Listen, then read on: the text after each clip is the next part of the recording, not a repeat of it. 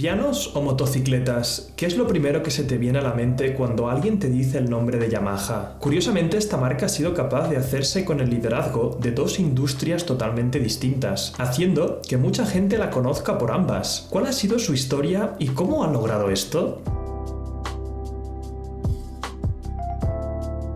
Torakusu Yamaha era un joven que vivía en el Japón de finales del siglo XIX, el cual sentía una pasión por los objetos mecánicos. Viendo lo populares que eran los relojes de bolsillo por aquel entonces, decidió montar un negocio que los fabricara. Y por desgracia o por suerte para el joven, la idea no funcionó. Sin saber qué otra cosa podía hacer, Torakusu decidió mudarse a su pequeño pueblo del sur de su país. Allí, con sus habilidades para la mecánica, trabajaría un tiempo reparando los equipos médicos que se rompían, conociendo poco a poco a la gente de la zona. Un día, el director de un viejo colegio del pueblo se acercó a Torakusu y le preguntó si le podía ayudar. Resultaba que aquella escuela contaba con un pequeño órgano que llevaba tiempo sin funcionar, y el director creía que las habilidades de Torakusu podían ser útiles para repararlo. El joven fue hasta el colegio, se acercó al órgano y empezó a investigarlo. Mientras pulsaba sus teclas y tocaba la madera de aquel instrumento, Torakusu se dio cuenta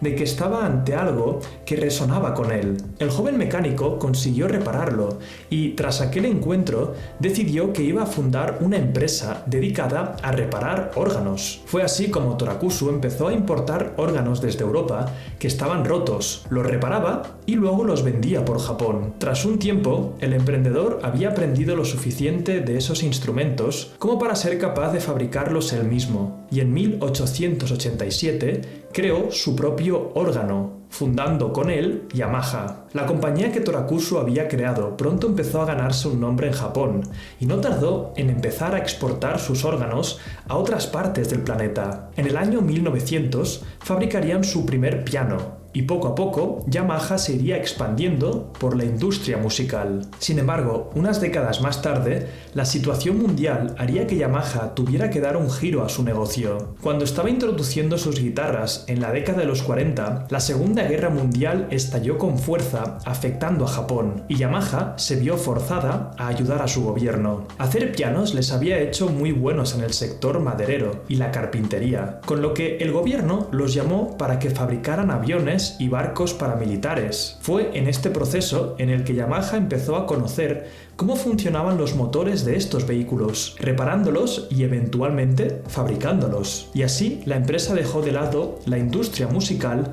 hasta bien acabada la guerra. Una vez terminado el conflicto, Japón había quedado asolado y nadie parecía necesitar un piano. La gente estaba preocupada por cosas mucho más inmediatas, como por ejemplo sobrevivir, conseguir abrigo, comida y transporte barato. Yamaha se preguntó qué podía hacer para mantener el negocio a flote, y entonces se le ocurrió una idea. La empresa podía utilizar las piezas de metal que usaban en los pianos y aprovechar su conocimiento de los motores construyendo motocicletas para los japoneses. Igual que su fundador hizo para fabricar los órganos, Yamaha decidió importar motocicletas de compañías extranjeras para conocer cómo se hacían. La empresa sabía que entraba tarde al negocio de las motocicletas y tenía que introducirse lo más rápido que pudiera, modulando a su competencia. En agosto de 1954, Yamaha crearía su primera motocicleta, un vehículo muy similar al de una empresa alemana, con un diseño adaptado a Japón. Esta motocicleta acabaría por conocerse como la libélula roja, debido a la gran velocidad que podía llegar a alcanzar. Yamaha empezó a apostar por las carreras de motocicletas como herramientas de marketing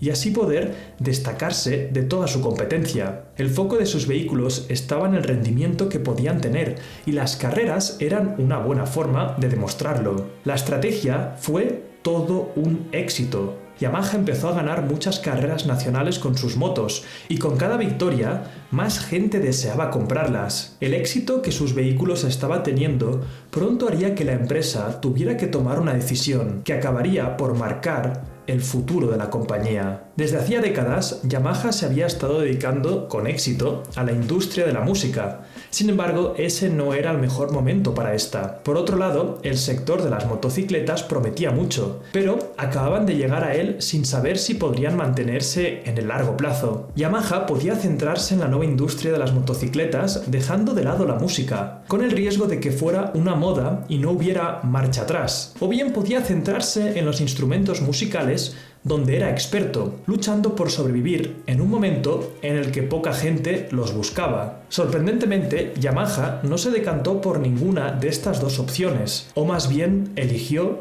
ambas. En 1955, la empresa decidió dividirse en dos compañías diferentes, una para cada industria. Yamaha Corporation se dedicaría a los instrumentos musicales, mientras que Yamaha Motor Company lo haría con las motocicletas. De esta forma, cada empresa podía centrar sus esfuerzos y preservar la marca Yamaha en caso de que alguna fallara. Yamaha Motor empezaría a fabricar motocicletas más centradas en la competición y tras pocos años comenzaría a vender en el extranjero. Las carreras eran tanto una herramienta de marketing como un laboratorio para la empresa, donde sus ingenieros aprendían y diseñaban mejores vehículos. Lo mejor era que sus motocicletas estaban diseñadas tanto para las carreras como la calle, tanto para competir como para ir al trabajo. Esto hacía que personas normales sintieran que conducían las mismas motos que sus ídolos de las carreras, algo que Yamaha Motor aprovechó haciendo patrocinios con corredores como Kenny Roberts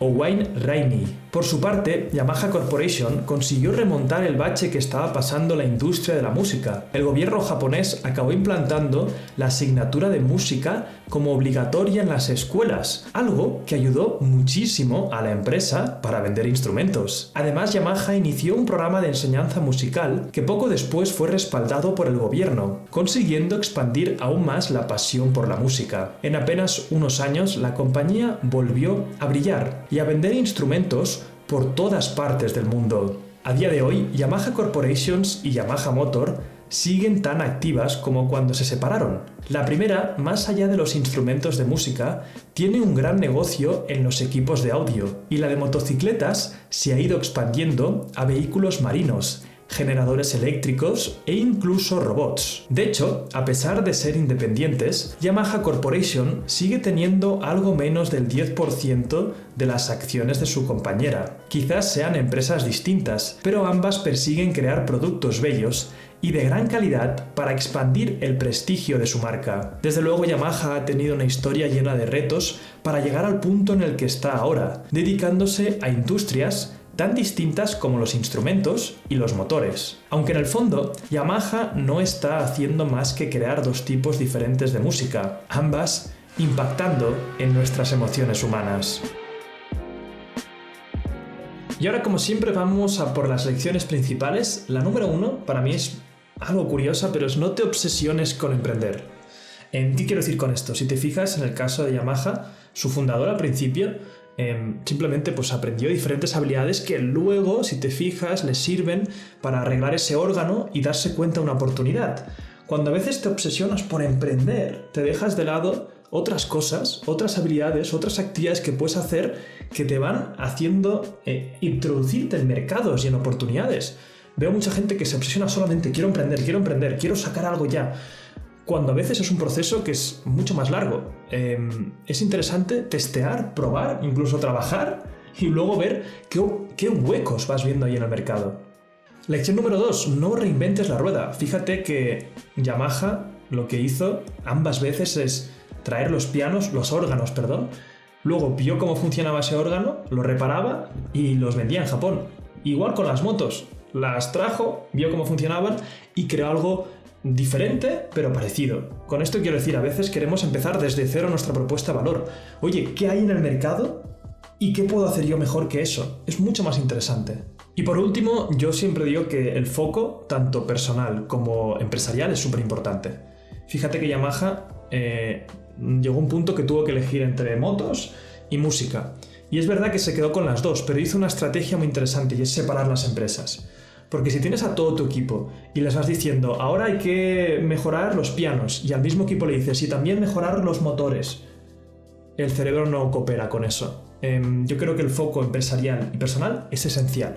Así que cuando decidas hacer algo, decide hacer una única cosa, pero muy bien. Y si tienes que hacer dos, oye, como Yamaha, separar y dividir los esfuerzos. Y nada más, hasta aquí este caso. Ya sabes que ahora mismo, hasta el 16 de diciembre, tienes la oportunidad de asistir a nuestro entrenamiento gratuito sobre cómo crear una academia digital de éxito. Si eso te interesa, tendrás en el primer comentario el acceso y en las tarjetas. Si eres nuevo en el canal, suscríbete porque no paramos de dar contenido. Dale a la campanita porque así te avisaremos cada domingo y serás de los primeros en ver estos casos. Mi nombre es Javier y nos vemos muy pronto. Chao.